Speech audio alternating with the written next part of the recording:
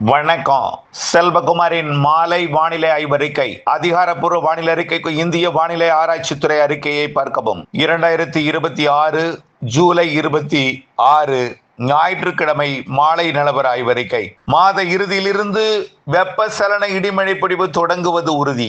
மாத இறுதி நாட்களாம் 30, 31 இருந்து தென்மேற்கு பருவமழையும் தொடங்கி ஆகஸ்ட் 1 நல்லா கேட்டுங்க, ஆகஸ்ட் 1 10 வரை ஆடிப்பெருக்கு தினத்திலும் அதனை ஒட்டியுள்ள அதற்கு பிறகு உள்ள நாட்களிலும் தென்மேற்கு பருவமழையும் கேரளா கர்நாடகாவில் வலுவாக இருக்கும். தமிழ்நாட்டில் மாலை இரவு நள்ளிரவு அதிகாலை வெப்பசலன மற்றும் தென்மேற்கு பருவமழை இணைந்த மழை காற்று சுழற்சி காரணமாகவும் பலத்த மழை இருக்கும். கண்டிப்பாக இது இப்பொழுது உங்களுக்கு நம்பிக்கை ஏற்படுத்தாது. வெயில் என்பதன் காரணமாக மழை பெய்யாது என்ற அவநம்பிக்கையுடன் இருக்கிறீர்கள். படிப்படியாக வெப்பம் விலகி 2 நாட்களில் முற்றிலும் விலகி மாத இறுதியிலிருந்து தொடங்கக்கூடிய வெப்பசலன இடிமழை பிடிப்பை தொடர்ந்து தென்மேற்கு பருவமழையும் மாலை இரவு வெப்பசலன இடிமழை பிடிப்பும் உறுதியாக தொடங்கும்.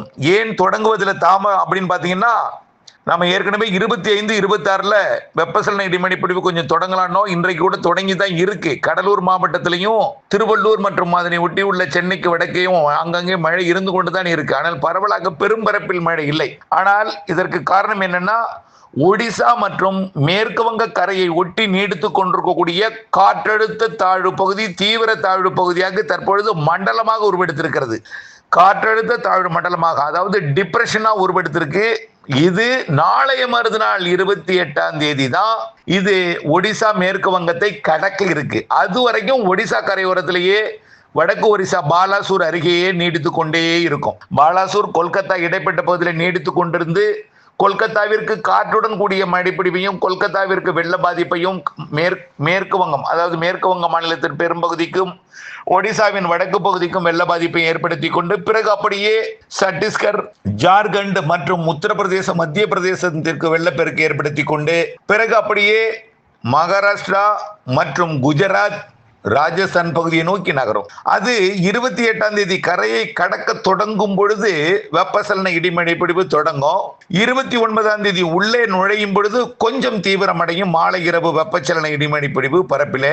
30 அது மத்திய பிரதேசம் மற்றும் உத்தரப்பிரதேசத்துல மகாராஷ்டிராவின் வடக்கு ஓரமாக மத்திய பிரதேசத்தை மையமாக வைத்து பயணிக்கும் பொழுது இன்னும் கொஞ்சம் வெப்பச்சலன இடிமழை பிடிப்பு பரப்பில் கூடும். காரணம் என்னன்னா, நேரடியாக வடக்கு நோக்கி பயணித்துக் கொண்டிருக்கூடிய காற்று தமிழ்நாட்டின் ஊடாக வட இந்திய நிலப்பகுதியை நோக்கி பயணிக்கும் பொழுது மேற்கு தெற்கு தென்கிழக்கு காற்று சந்திப்பை தமிழ்நாட்டிலே ஏற்படுத்தும்னு ஏற்கனவே சொல்லிட்டே இருக்கும்.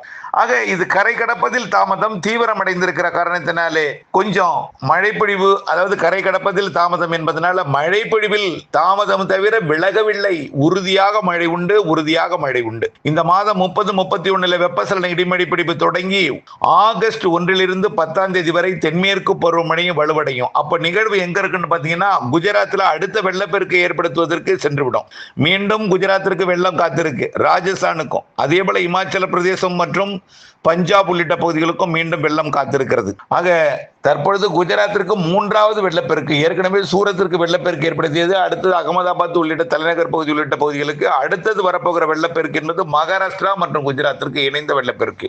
அந்த நேரத்தில் காற்று 2ஆக பிரிந்து, அதாவது வடகிழக்காக பயணித்துக் கொண்டிருக்கூடிய காற்று அரபிக்கடலை 2ஆக பிரிந்து கேரள கடற்கரையில் நுழைந்து தமிழ்நாட்டின் மேற்கு தொடர்ச்சி மலையில் நுழைந்து தமிழ்நாட்டின் மேற்கு தொடர்ச்சி மலைப்பகுதிகளில் அணைகள் நீர்பிடிப்பு பகுதிகளில் நல்ல மழை பொழிவு கொடுக்க போகிறது. வரக்கூடிய ஆகஸ்ட் 1 10 வரை இடைப்பட்ட மத்திய நாட்களாம் 3, 4, 5 தேதிகளில் வயநாடு, குடகு உள்ளிட்ட பகுதிகளுக்கு மிக கனமழை பொழிவு காத்திருக்கு. கண்டிப்பா வயநாடுல நிலச்சரிவு ஏற்படுத்தக்கூடிய அளவில் அச்சுறுத்தல் காணப்படுகிறது, எதிர்பார்க்கப்படுகிறது. வால்பாறை, நீலகிரி பகுதிகளிலும் மழை இருக்கும். அறவே இல்லாத மழை வால்பாறையில ஒரு 10 சென்டிமீட்டர் வரைக்கும் வரக்கூடிய ஆகஸ்ட் முதல் வாரத்தில் தினசரி கிடைக்கும்.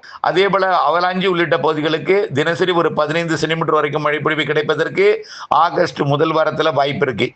பிற கன்னியாகுமரி முதல் நீலகிரி வரைக்கும் நல்ல மழைப்பிடிவை கொடுக்கும். ஏலக்காய் சாகுபடி பகுதி மற்றும் தேனி மாவட்டத்தின் மேற்கு பகுதி உள்ளிட்ட பகுதிகளுக்கும், மீனாட்சிபுரம் உள்ளிட்ட பகுதிகளுக்கும், கோயம்புத்தூர் மாவட்ட மேற்கு பகுதி, பாலக்காட்டு கணவாய் பகுதிகளுக்கும் அப்படியே நெகமம் வரைக்கும் சாரல் எட்டும். முதல் வாரத்தில் தொடர்ந்து சாரல் எட்டும். நெகமம், கர்மாபுரம், காட்டம்பட்டி, தாசநாயக்கபாளையத்திற்கெல்லாம் செட்டிப்பாளையம் மற்றும் அப்படியே சாரல் உள்ளே வரும், நல்ல மழைப்பொழிவு கிடைக்கும். அதற்கு பிறகு பார்த்தீங்கன்னா குளிர்ந்த காற்றாக இருக்கு. பிறகு வெப்பசலன இடி மழைப்பொழிவு எங்கிருந்து பார்த்தீங்கன்னா அடுத்தது மணப்பாறைக்கு தாண்டி திருச்சி மாவட்டத்திற்கும் மதுரை மாவட்டத்திற்கும் இடைப்பட்ட பகுதியிலிருந்து தொடங்கி மதுரை, திருச்சி, புதுக்கோட்டை, சிவகங்கை, ராமநாதபுரம், அதே போல இந்த பக்கம் கோயம்புத்தூர் வடக்கும் கோயம்புத்தூர் மாநகரத்துக்கும் மழை உண்டு. ஆனால் பாலக்காட்டு கணவாய்க்கு சாரல், கோயம்புத்தூர் மாநகரம் அதற்கு வடக்கே இருக்கக்கூடிய மேட்டுப்பாளையம் உள்ளிட்ட பகுதிகளுக்கும் வெப்பசலனத்துடன் கூடிய தென்மேற்கு பருவமழையும், ஈரோடு மாவட்டத்திற்கும் நாமக்கல், சேலம், கிருஷ்ணகிரி மாவட்டத்திற்கும் நல்ல மழைப்பொழிவு கிடைக்கும்.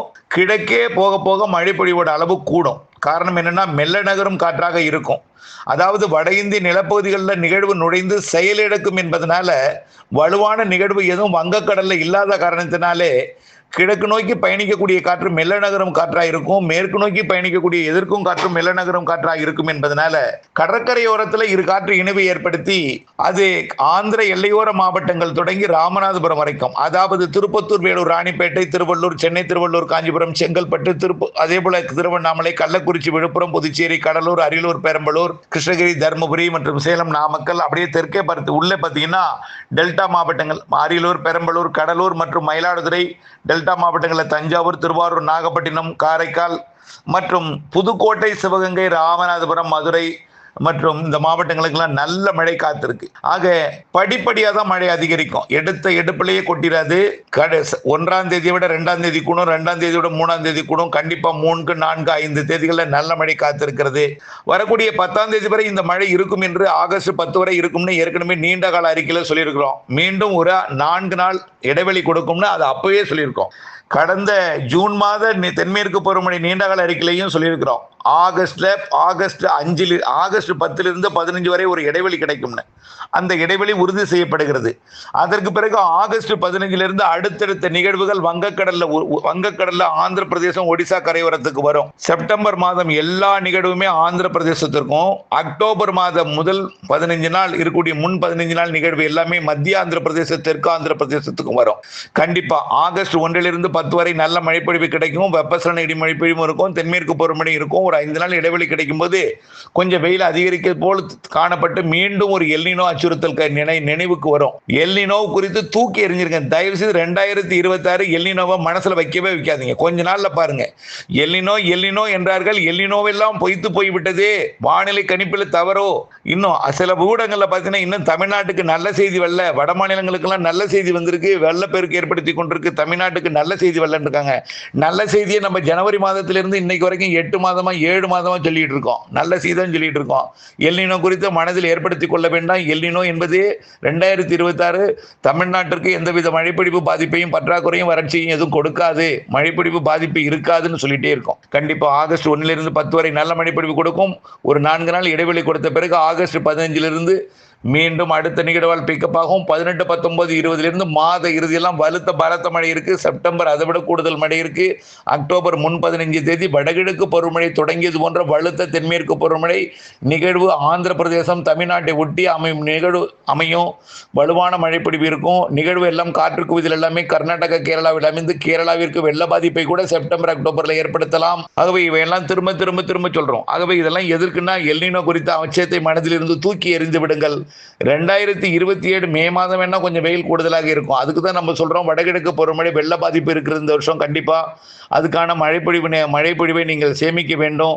கடலுக்கு அதிகம் எல்லாத்தையும் திறந்து விட்டுறாம ஏரி குளங்களை தேக்க வேண்டும், கரைகளை பலப்படுத்த வேண்டும், அகலப்படுத்த வேண்டும், ஆழப்படுத்த வேண்டும், புதிய ஏரிகள், குளங்கள், பண்ணை குட்டைகள் அமைக்க வேண்டும் என்றுதான் சொல்லிட்டே இருக்கோம். ஆகவே அந்த வடகிழக்கு பருவமழையில அதிக மழை இருக்கு. கண்டிப்பா எல்லா மாவட்டங்களுக்குமே இருக்குங்க. எல்லா மாவட்டங்களுக்கு எங்களுக்கு உண்டான்னு கேட்காதீங்க. எல்லா மாவட்டங்களுக்கு, தென் மாநிலங்களுக்கு இருக்கு. நம்பர் 1 இடம் இலங்கையை ஒட்டியுள்ள மாவட்டங்கள். இலங்கைக்கு அதிக மழை இருக்குன்னு ஏற்கனவே சொல்லிட்டே இருக்கோம். தென் தமிழ்நாடு மற்றும் டெல்டா. வட தமிழ்நாட்டுக்கு இருக்கும். வட தமிழ்நாட்டுக்கு இருக்கும் சாதாரண வெள்ளமே வட தமிழ்நாட்டுக்கு பாதிப்பு ஏற்படுத்தும். ஆனால் அதை விட கூடுதல் மழை டெல்டாவிற்கும் தென் தமிழ்நாட்டுக்கும் இருக்கு. வடகிழக்கு பருவமழை காலம் அதுக்கு முன்னாடியே செப்டம்பர், அக்டோபர் நிறைய மழை இருக்கு. வரக்கூடிய செப்டம்பர், அக்டோபர் காலத்துல மழை நாட்கள்ல பெய்யக்கூடிய அந்த மழை அறுவடைக்கு இடையூறு கொடுக்கும் மழையாக இருக்கும். ஆகவே வானிலை ஆய்வறிக்கை கூட இணைந்திருக்கணும். மழை தூறல் விழுந்ததும் வானிலை அறிக்கைக்குள் போகாமல் தொடர்ந்து வானிலை அறிக்கைக்குள்ள இருந்து இணைந்திருந்து கேட்கணும். நிறைய பேர் இருக்கீங்க, ஆனா அப்பதான் புதுசா முதல்ல இருந்து கேட்கறீங்க. ரொம்ப கஷ்டமா இருக்கு. தயவுசெய்து வானிலை அறிக்கையை தொடர்ந்து அப்டேட்ஸோட இணைந்திருந்து வானிலை இருந்து விவசாயம் செய்து அன்போடு கேட்டுக்கொள்கிறேன். எல்லினோ அச்சத்தை தூக்கி எறிந்துவிட்டு நிம்மதியாக இருங்கள். தொடர்ந்து அப்டேட்ஸுடன் இணைந்திருங்கள் என்று அன்போடு கேட்டுக்கொள்கிறேன். நன்றி.